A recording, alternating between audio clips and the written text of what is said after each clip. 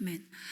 한국의 어떤 정치부 기자분이 그런 말을 하신 적이 있습니다. 사람이 권력이 주어지면 여지없이 변한다고 합니다. 처음 마음, 그 초심은 나라를 위해 일하고 국민을 위해 일하겠습니다 라고 시작하는 사람들도 권력이 주어지면 그 사람이 하루하루가 다르게 변해간다라고 합니다. 여지없답니다. 단 한 사람도 여지없이 권력이 주어지면 하루하루 사람이 달라지기 시작하는데 3개월이면 모든 것이 변하고 6개월이면 완전히 다른 사람이 된다고 합니다. 6개월이면 이렇게 되는 거죠. 그때 그 사람 맞나? 저 사람이 그 사람 맞나 싶을 만큼 완전히 다른 사람이 된다고 합니다. 내 마음은 처음 마음을 유지하고 싶고 내 마음은 열정이 있었다 하더라도 주변 사람들이 나를 대하는 것이 틀려지고 주변의 상황이 변하면 사람은 변화되기 마련이라는 것입니다. 하나님 앞에서 우리도 마찬가지입니다. 우리는 하나님의 은혜를 다 받은 적이 있지요. 그 은혜를 받아본 적이 있으니 이 새벽에 여기 나오지 않으셨습니까? 하나님께 은혜를 받고 처음 마음은 우리는 평생을 내가 하나님과 동행하겠습니다 라고 결단합니다. 그런데 그 처음 마음이 오래가지가 않습니다. 하나님 앞에 처음 마음을 가지고 처음에 그 뜨겁고 순수했던 그 마음으로 하나님 앞에 날마다 선다라는 것은 참 쉽지 않습니다. 우리는 오늘 말씀을 통하여 하나님의 은혜를 입은 자, 하나님께 보임이 있는 자는 어떠해야 되는지 함께 말씀을 나누려고 합니다. 우리 오늘 본문 말씀을 22장 15절에서 25절까지 읽으셨는데 두 사람이 나옵니다. 첫 번째 사람은 누굴까요? 셈나. 두 번째는 엘리야김. 이렇게 두 사람에 대한 이사야의 예언이 나옵니다. 오늘 먼저 셈나부터 한번 보도록 하겠습니다. 이 셈나는 15절 말씀에 주 만군의 여호와께서 이르시되 너는 가서 그 국고를 맡고 왕궁을 맡은 자 셈나를 보고 이르기를. 셈나는 뭐 하는 사람요? 국고를 맡고 왕궁을 맡은 자라고 합니다. 한마디로 한 나라, 그 남유다라는 그 나라의 남유다 왕국의 살림을 책임지는 한 나라의 청지기입니다. 2인자예요. 그 나라 2인자입니다. 왕의 최측근이고 유다 왕국의 2인자입니다. 아주 높은 자리에 있었지요. 아마도 그도 처음에 잘했을 겁니다. 하나님 앞에 보인 게 있었으니 하나님께서 그를 유다 2인자까지 세워주셨을 것입니다. 그런 그가 처음에 참 잘했을 텐데 권력이 주어지자 그가 한 일이 무엇입니까? 그가 한 일이 무엇일까요? 16절 말씀에 이렇게 말씀하십니다. 내가 여기와 무슨 상관이 있느냐? 여기에 누가 있기에 여기서 너를 위하여 묘시를 팠느냐? 높은 곳에 자기를 위하여 묘시를 팠고 반석에 자기를 위하여 처소를 쪼아내었도다. 그가 권력을 가지자 무엇을 했다고요? 높은 곳에 묘시를 두었고 반석에 처소를 쪼아대어서 자기 묘시를 팠다고 하나님은 이사야를 통해서 지적하십니다. 묘자리를 쓴 게 일이 잘못된 일일까?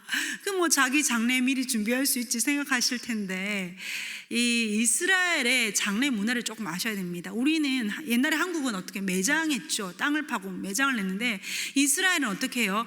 이렇게 굴 속에 사람의 시체를 넣습니다. 굴 속에 사람의 시체를 넣는데 부자들은 바위를 이렇게 파가지고 굴을 만들어서 거기 이제 시체를 넣는 거예요. 근데 이게 한 굴에 한 사람의 시체만 들어가는 게 아니라 가족묘, 조상이 죽으면 첫 번째 조상이 죽으면 그 조상의 시체를 이렇게 그 동굴 속에 넣어요. 그러다가 이제 시간이 지나잖아요. 시간이 지나면 이제 뼈만 남잖아요. 그러면 그 뼈를 추스려 가지고 구석에 넣든지 아니면 항아리에 넣어서 이렇게 구석에 넣든지 하고 그 아들이 죽으면 아들의 시체를 그 동굴에 그대로 넣는 거예요.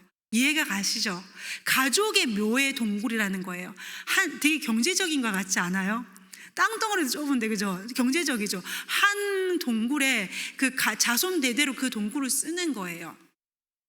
근데 문제는 이 셈나가 높은 곳에 자기 묘를 팠다라는 것입니다.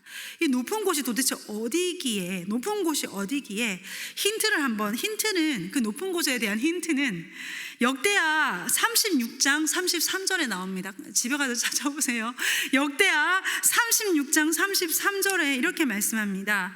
히스기야가 그의 조상들과 함께 누움에 온 유다와 예루살렘 주민이 그를 다윗의 묘실 중 높은 곳에 장사하여. 어딜까요? 지금 셈나가 묘를 판 곳이 어딜까요?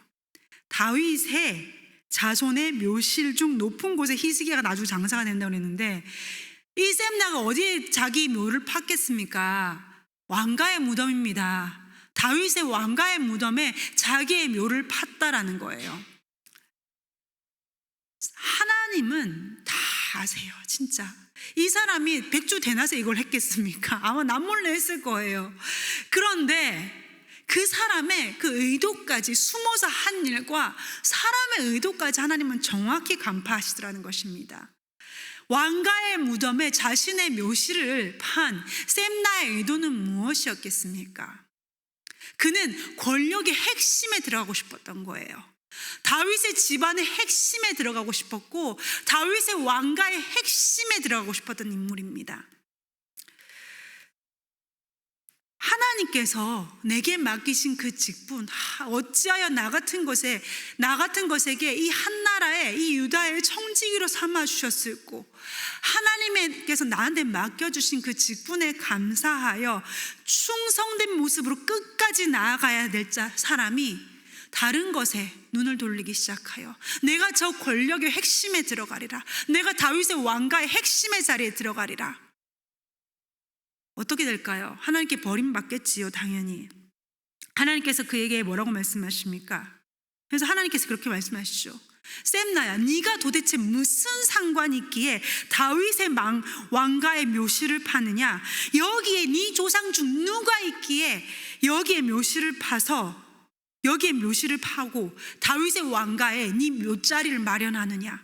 너는 다윗의 왕가와 아무 상관없는 자야. 내가 너에게 무엇을 할지 아느냐? 17절, 나 여호와가 너를 단단히 결박하고 장사같이 세게 던지되. 하나님께서 어떻게 하신다고요? 그를 단단히 이렇게 결박해서 장사같이 세게 던져버리고, 18절에도 동일하게 나옵니다. 반드시 너를 모질게 감싸서 공같이 광막한 곳에 던질 것이라. 주인의 집에 수치를 끼치는 자여. 똑같은 말씀 두 번 나오죠. 내가 너를 단단히 싸서 던질 거야. 17절에 한 번, 18절에 다시 한 번 나옵니다. 내가 반드시 너를 모질게 감싸서 너를 던질 것이다. 멀리 멀리 던질 것이다. 똑같은 말 두 번 반복해서 나온다는 게 무슨 말입니까? 반드시 하신다라는 거예요. 권력의 핵심에 자기 발로 더 걸어 들어갔고 다윗의 왕가의 핵심의 자리에 들어가고자 했던 그를 하나님은 감싸서 권력에서 가장 먼 곳으로 집어 던져버린다라는 것입니다. 그뿐만 아닙니다. 19절, 내가 너를 내 관직에서 쫓아내며 내 지위에서 낮추리니. 이사야 36장 3절에 나중에 가면 셈나는 이렇게 나옵니다. 서기관 셈나라고 말합니다. 국고를 맡은 자에서 이사야 36장 3절에 가면 서기관 셈나, 어떻게 됩니까? 강등이 된 겁니다. 근데 저는 여기서 하나님의 은혜를 다시 한번 발견해요. 하나님은 사람이 잘못하고 있을 때 단번에 쳐내지 않습니다. 하나님은 그에게 경고하십니다. 하나님 은혜입니다. 너무 하나님 은혜롭지 않습니까? 확 잘라내는 것이 아니라 한 번은 경고를 주십니다. 강등시켜서 알아들으라는 것입니다. 너 알아들어라. 저는 이 셈나를 보면서 우리가 너무 보이는 것 같아요. 하나님은 우리에게도 우리가 처음에 하나님의 은혜를 받고 뜨겁게 하나님, 내 일생 하나님과 동행하겠습니다 결단해도 우리의 마음이 처음 마음과 같지 않고 하나님의 핵심에 들어가고 싶고 내 발로 하나님이 나에게 허락하신 것들을 통하여 좋은 자리, 편안한 자리, 조금 빛나는 자리, 사람들이 봐주는 자리로 우리 손으로, 우리 발로 핵심 속으로 들어가고자 합니다. 그럴 때 하나님 어떻게 하신다고요? 내가 너를 감싸서 권력에서 가장 먼 자리로 너를 끌어낼 거야. 하나님께서 세우시는 사람들을 가만히 보면요, 특징이 있습니다. 자기 발로 핵심에 기어 들어가지 않아요. 충성했을 뿐인데 하나님 내게 주신 것에 황송하고 감사하여 그 자리에서 하루하루 충성했을 뿐인데 하나님의 손에 의해 자기도 모르게 서서히 떠밀려 핵심으로 들어가더라는 것입니다. 그것이 하나님 나라의 법칙입니다.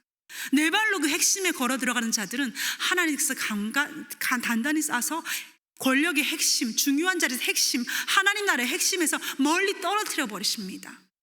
내 맡은 직분에 감사하고 하나님 내게 맡긴 사명에 감사하고 나 같은 벌레 같은 것을 하나님이 사랑해 주셨네. 어찌 지구상에 이 넓은 60억의 인구 중에 나 같은 보잘것 하나를 하나님이 발견하시고 나를 바라보실까. 좋다, 감사하다. 뼈가 닳도록 하나님께 충성해야지. 그러한 자는 하나님께서 하나님의 입김으로 서서히 핵심 가운데 하나님은 앉으십니다. 그것이 하나님 나라의 법칙입니다. 또한 하나님께서 우리에게 한 번에 하나님 우리를 내치지 않으셔요. 경고하십니다.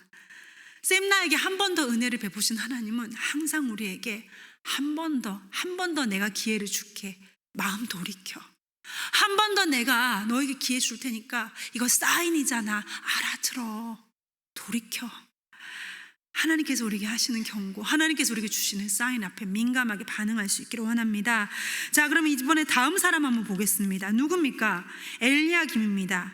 엘리야김, 하나님께서 엘리야를 통해 셈나에게 말씀하십니다. 20절, 그날에 내가 힐기야의 아들 내 종 엘리야김을 불러 내가 너를 대신할 사람 엘리야김을 세울 거야. 21절, 내 옷을 셈나 너의 옷을 그에게 입히며 셈나 너의 띠를 그에게 띄워 힘있게 하고 내 정권을 그의 손에 맡기니 그가 예루살렘 주민과 유다 집에 아버지가 될 것이며.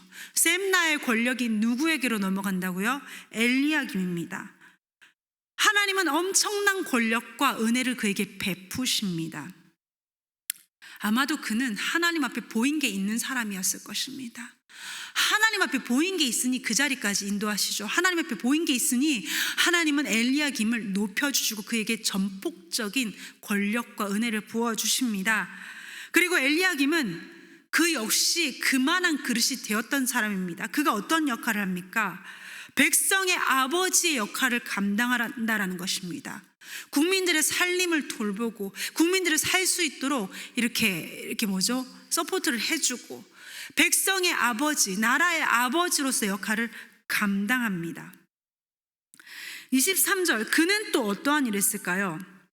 못이 단단한 곳에 박힘같이 그를 견고하게 하리니 그가 그의 아버지 집의 영광의 보좌가 될 것이요. 못이 단단한 곳에 박힌과 같이 엘리야김이란 한 사람이 단단한 못이 되어 딱 박히자 그의 아버지 엘리야김이 무엇이 된다고요? 그의 집안, 그의 아버지의 집의 영광의 보좌가 된다라는 것입니다.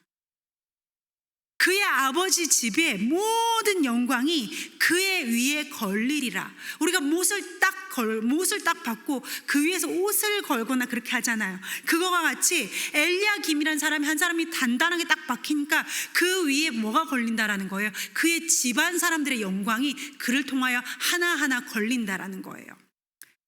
이거 여러분들 잘 이해하실 거예요. 옛날에 지금도 마찬가지지만 집안에 한 사람 권력 잡으면 다들 한 자리씩 하잖아요. 이거 어떠한 상황인지 아시겠죠? 엘리야김 한 사람이 딱 단단한 못으로 그의 영광에 딱 박히자 그의 아버지 집안의 모든 사람들이 그를 통하여 이제 그 위에 걸리는 거예요. 한 자리씩 하는 거예요. 거기까지는 자기 역할 잘 감당하면 좋죠. 잘 합니다. 그런데 무엇입니까? 사람은 내가 세운 것들, 내가 높인 것들, 내가 쌓은 것들로 인해 어떻게 됩니까? 허물어집니다. 못 위에 단단한 못이 되어서 그 위에 걸릴 때는 좋은데 문제는 그 못이 그 단단함을 계속 유지를 해야 되는데 그게 됩니까? 어떻게 됩니까? 그의 못이 어떻게 된다고? 25절, 만군의 여호와께서 이르시되 그날에 단단한 곳에 박혔던 못이 사그리니 그 못이 부러져 떨어짐으로 그 위에 걸린 물건이 부서지리라. 처음에는 단단했던 못이었던 것이 시간이 지나니 못이 삭으면 그대로 단단하게 걸려 있어요. 못이 삭으면 어떻게 됩니까? 툭 떨어지니까 그 위에 걸렸던 그 집안의 모든 영광이 다 걸려 자빠지더라는 것입니다. 무엇 때문에 망하게 되는지 아시겠죠? 이 집안 사람들 쌓아 올린 이것 때문에 나중에 엘리야김은 망하는 거예요. 이것이 세상의 권력의 모습입니다. 셈나도 그렇고 엘리야김도 그렇고 이것이 세상의 권력의 모습입니다.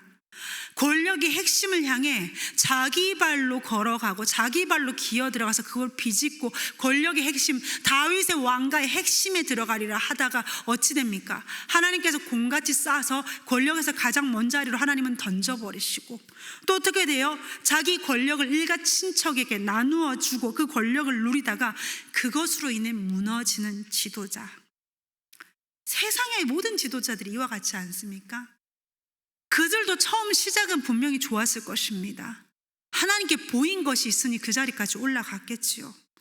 하나님 앞에 열심도 있었고 나라의 아버지로서의 역할도 감당을 했고 백성의 아버지의 역할을 하였습니다.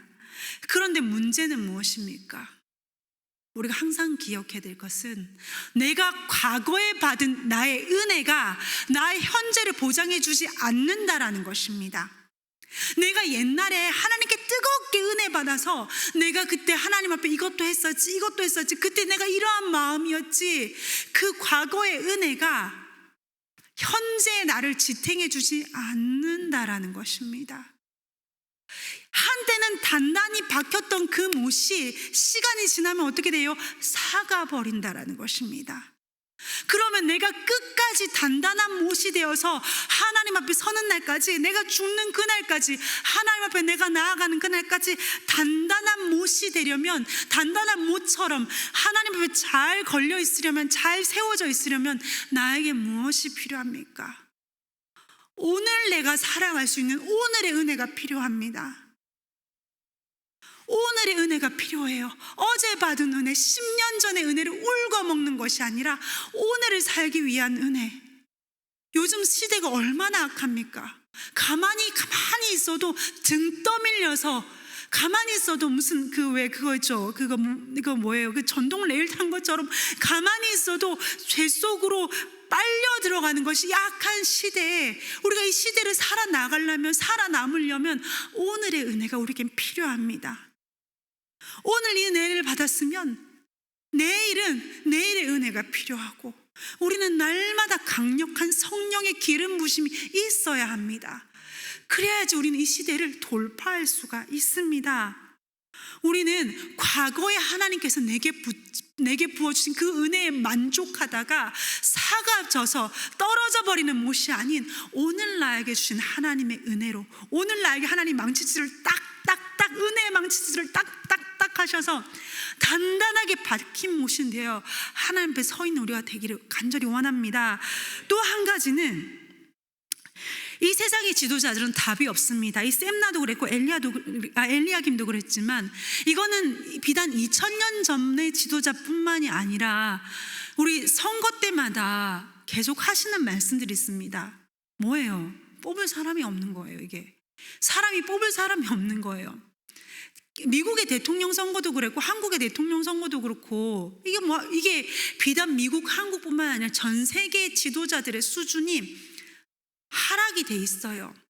옛날에 저 어렸을 때 위인 전기 세트 같은 거 사면 꼭 이렇게 정치 지도자들이 한 권씩 있는데, 지금은